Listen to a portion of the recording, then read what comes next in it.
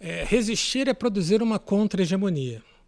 Se esses fenômenos são causados pela hegemonia da racionalidade neoliberal, que tem como característica negociar com tudo, inclusive com essas ideias como verdade, liberdade, o belo, o justo, nós temos que produzir uma outra racionalidade que se caracterize pela inegociabilidade.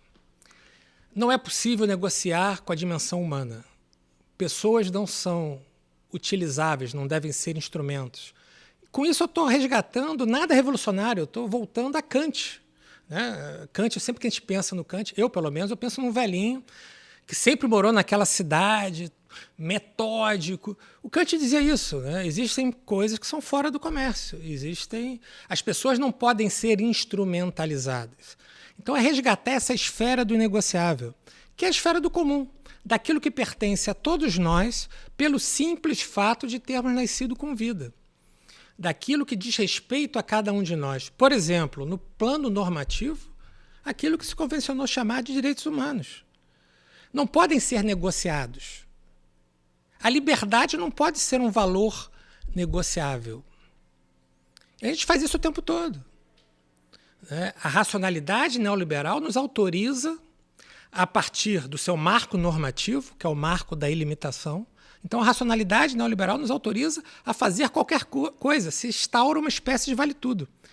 Então, mudar esse quadro pressupõe que a gente reconheça a necessidade de uma esfera inegociável, que a gente reconheça que nem tudo é possível, que a gente resgate um pouco daquela tradição crítica.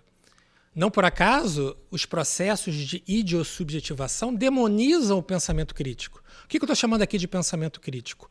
Uma capacidade de formular diagnósticos adequados da realidade e, mais do que isso, de direcionar esses diagnósticos da realidade numa direção emancipadora, numa direção libertária.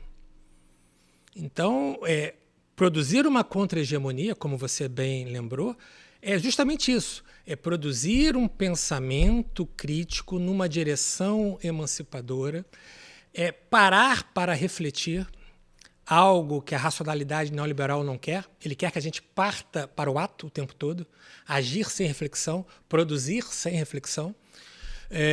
E se a gente seguir esse caminho, o futuro da humanidade está traçado. Por quê? Porque nós estamos agindo a partir de um mandamento de conduta voltado à ilimitação num planeta em que os recursos naturais são limitados. Se nós seguirmos esse caminho, o capitalismo vai acabar, Daniel. Mas não vai acabar porque nós encontramos algo melhor para colocar no lugar do capitalismo. Vai acabar porque o ser humano acaba. Os homens e as mulheres vão morrer. Não é sustentável esse modo de agir e pensar, ou de não agir, ou de agir sem pensar.